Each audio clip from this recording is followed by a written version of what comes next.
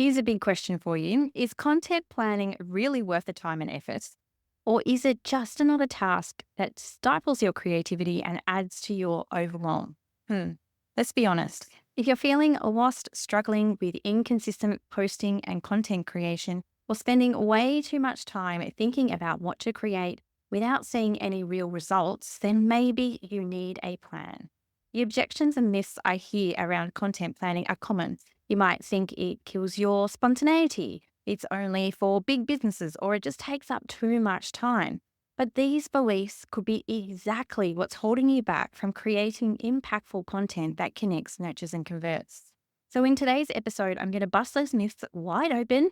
I'll show you why content planning doesn't have to be complex or restrictive and how it can actually make your content creation process more enjoyable and effective. It's time to shift your mindset, let go of those content blocks, and discover how a little bit of planning can transform the way you show up in your business.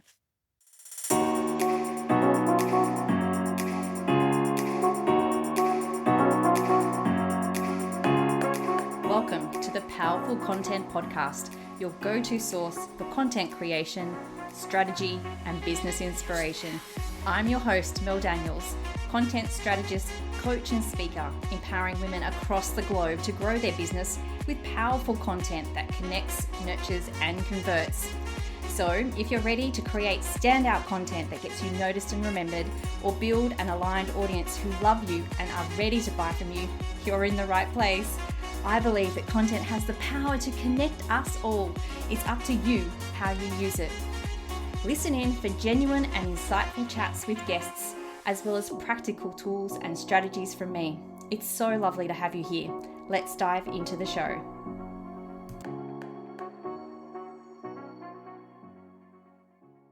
I acknowledge the Wongal people of the Eora Nation as the traditional custodians of the country that I am recording from today. I recognise their continuing connection to the land and waters. I pay my respects to elders past and present and extend that respect to all First Nation people listening today. Hello, beautiful people, and welcome to episode 141 of the Powerful Content Podcast. I'm coming to you this week with a bonus solo episode rather than a guest episode. If you've been here a while, you'll know that I like to alternate solo and guest episodes, mainly so you don't get too bored of me. But when I have a topic that I really want to focus on, I'll throw in a few bonus episodes. So aren't you lucky? Today is one of those. It's going to be a quick one, but an important one, because it's about one of the single most popular objections I get when it comes to content strategy and creation. Yet for me, it's the most important. Because if you don't do it, you're creating content for content's sake, and that's just a waste of your time and that of your audience. And that topic that I'm talking about is planning. To me, it's an absolute no-brainer. If I want to get somewhere, I need to know the exact steps on how to do it. Whether it's finding somewhere that I've never been before or a revenue goal in my business, the idea is the same. Without a plan, I'm just really kind of fishing around in the dark, guessing and hoping for the best. And it's the same with your content. Without understanding what you want to achieve, whether that's sales or brand awareness or an increase in your email list, and then having that logical way to lead your ideal client to take the action on that, then really, why are you creating content at all? I hate to say it, but you truly are wasting your time. You would be much better off spending your time and energy on other marketing efforts rather than creating content that has absolutely no purpose. Now, I can already hear you eye rolling me. And yes, I'm a mum to two teens. I can hear eye roll. I also know that right now you're thinking one of these thoughts, that you don't have time. It's just another thing that you need to do. It takes away the spontaneity and the authenticity. I've tried it before and it didn't work. It sounds too rigid. I can't react quickly enough to trends. I'm not confident that I know how to do it. And so the list goes on. Tell me, which one were you thinking? And don't lie, I know it was one of them. Because we all have blocks around content planning. And we all know that when we start from that position of lack mindset, and in this case, planning is basically useless, and it takes a great deal of effort to turn it around. And I don't want you to create content because you have to. I want you to create content because you want to. Big difference. So for the next few minutes, I'd love you to let go of those objections or content blocks and be open. open to the possibility of what planning your content could do for you and your business. So let's address some of these myths. And yes, they are untruths so that you can look at content planning in a whole new light. Now, the first one is that planning kills creativity. Now, you may think that planning makes content maybe feel a little bit rigid or dull or too structured, and that really limits your ability to create content in the moment. I know my free spirits feel this way. And if you don't know your content creator archetype, make sure that you go down into the show notes and check out the quiz. You may worry that planning your content will make your posts or content feel really forced and inauthentic. If you prefer to go with the flow like my free spirits, you'll find that this really results in inconsistency and missed opportunities to really connect with your audience. By not planning, you'll find yourself struggling to maintain that regular content schedule, which in turn affects things like your engagement, your follower growth, your visibility. Whilst you may think that a plan will constrain your voice, without one, you miss the chance to build that consistent brand that really resonates with your audience and attracts more aligned followers who love you and are ready to buy from you. But the reality here is that planning actually frees up your creative energy. When the basics are mapped out, there's more mental space to add in those spontaneous ideas and spontaneous moments, making sure, though, that it really strategically aligns with your objectives, what you're trying to achieve. Planning with a flexible framework in mind will really allow you to balance the creativity with consistency, because we all know that consistency is one of the biggest drivers of visibility.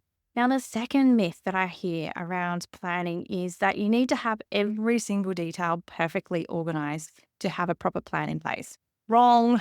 You might feel that unless every single piece of content is mapped out precisely, there's no point in planning at all. You may find that the idea of content planning is intimidating. If you imagine complex spreadsheets and sophisticated tools that you just don't have the expertise to use, then you're totally on the wrong track. Yes, it can involve all of those things.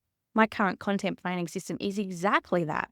But it can also be simple and easy, yet effective. If this is you, if you're feeling like this, that you have to have everything really perfectly organized, then you're likely struggling with last minute content marketing efforts that really don't align with your business goals. And once again, if you're spending time on something that's not getting you closer to what you want, why are you wasting your valuable time? Your fear of complexity can really lead you to avoid planning altogether. And this results in an inconsistent message and those missed opportunities again, something that I don't want for you. In turn, the lack of a clear plan makes it really difficult for you to track what's working and what's not working, which means that you can't refine your approach to get a different or better outcome. So, the reality here is the planning does not require perfection and it does not have to be complex. It's about creating a guide or a really high level outline that offers direction without boxing you in. A plan can be simple, like setting monthly themes or topics, and still be effective. And this is exactly what we do inside of my membership, The Content Effect. And in my upcoming workshop, 90-day content planning, you'll find a super simple way to do exactly this.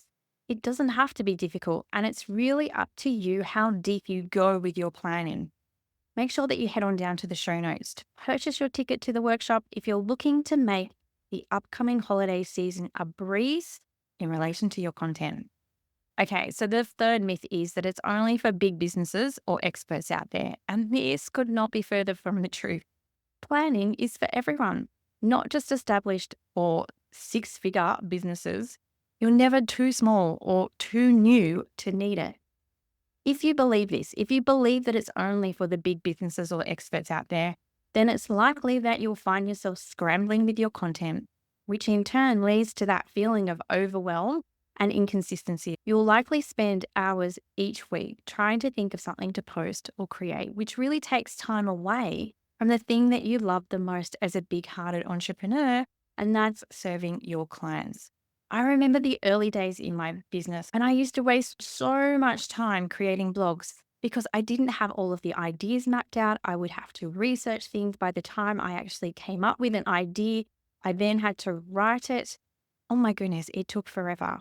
But if I had have had a plan, all of that preparation would have already been done and I could have just got stuck into writing it. So, definitely, a plan is not just for the big businesses out there. Without this plan, you really miss out on the opportunities to showcase your expertise and attract new clients. And it's going to leave you feeling frustrated and stuck in that unproductive busyness. So, the reality here is that planning benefits businesses of all sizes. And for solopreneurs like us, it can be a real game changer. It gives you structure to your ideas and helps you make the most out of the limited time and resources that you have. And if you want to know more about turning your ideas into strategic content, then head on back to the previous episode 140 to find out more. Okay, myth number 4 here. I don't have time to plan. It's just another task on my list. Oh my goodness. The amount of times that I hear this is just unbelievable. And I really should have put this at number 1. It's the thing that I hear most often when it comes to any part of content strategy and creation, really. You might see content planning as a time consuming activity that really adds to your workload rather than streamlining it. And I get it. It does seem like extra time and energy that you need to spend in order to get a return.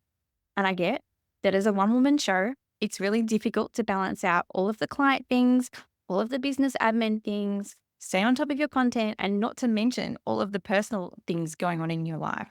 It feels like there's absolutely no time to squeeze in that content planning, and it just feels like an added burden in your already busy life. If this is you, you'll probably end up spending more time figuring out what to post each day or what to create, which then really leads to stress and the missed opportunity to engage and connect with your audience.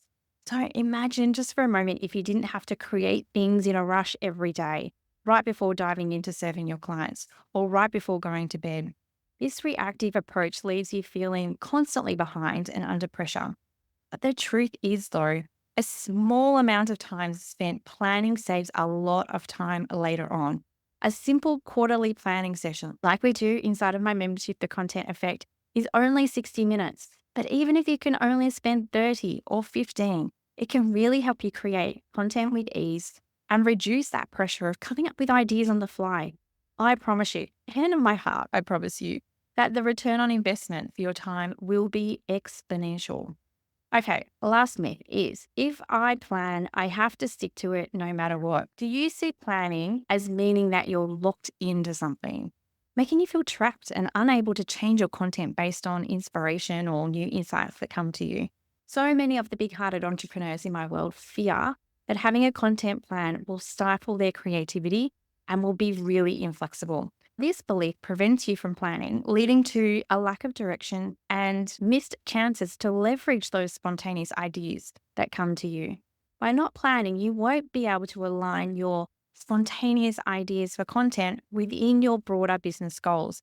Ultimately, this leaves you feeling scattered and unable to measure your progress effectively.